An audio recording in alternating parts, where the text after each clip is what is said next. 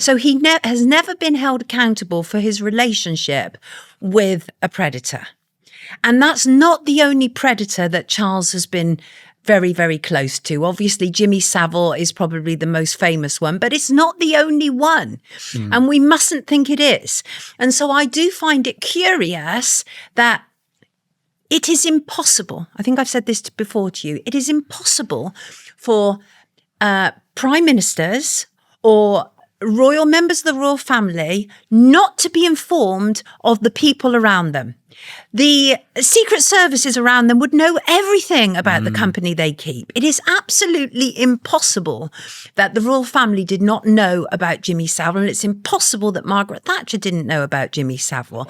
And so that says to me that they were perfectly happy to be in the company of a man who wasn't just a predator, but he was also a procurer of children for the British establishment. And he was also a necrophiliac. You know, he had keys to a morgue and he'd go in and have sex with dead bodies. So did they know that?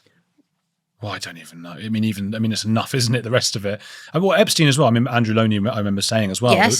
They know that they'd scouted and the rest of the royals had looked into Epstein and they knew about his past and what he was up to. And Andrew went anyway. Yeah, it's impossible not to. And by the way, who travels across the Atlantic to go and break off a relationship, right? And that was Andrew's excuse, wasn't it, when he was then caught with him again after it started to come out about Epstein.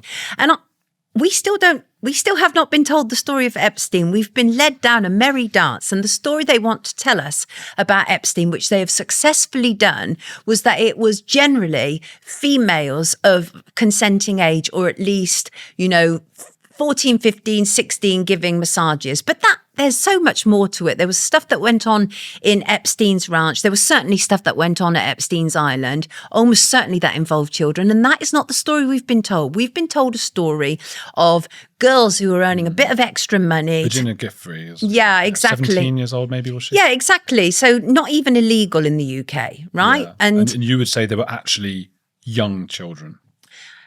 Yeah, there is every reason to believe that the real story has been hidden and will remain hidden because of the ties. And I think there's a lot of parallels that can be drawn between what was going on with Epstein and how much influence he had, and actually what's going on now with Diddy, with Sean Diddy Combs. I think there's a lot of parallels to be drawn, which I'd be happy to explore with you. But, it's the same old thing. And that is, these people are extremely well connected. So they cannot allow the full stories to come out, because if the full stories come out, that means all the people who are implicated are done for. They're done for. And there's several presidents, past and present, that were there repeatedly, sometimes with their own children. We can't overlook that. Epstein's influence obviously was tremendous.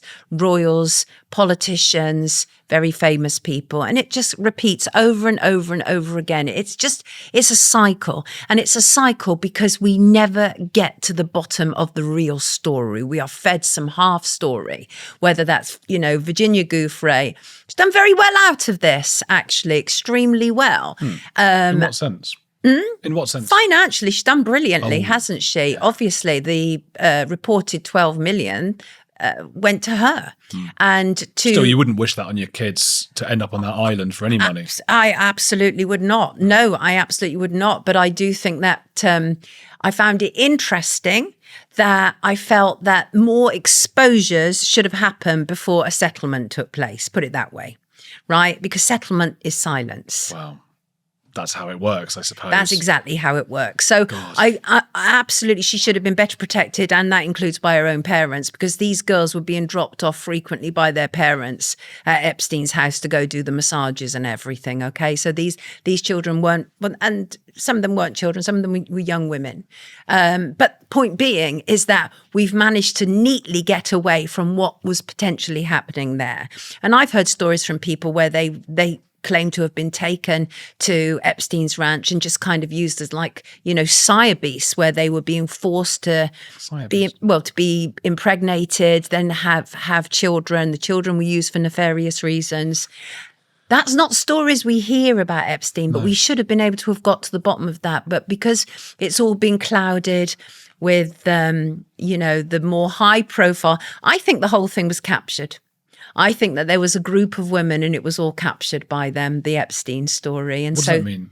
it means that all our focus is on these women who were of above consenting age. And so while we see that he was probably a really unpleasant person, we don't get to the truth of what he really was and what he was doing. Oh my God. So it feels captured.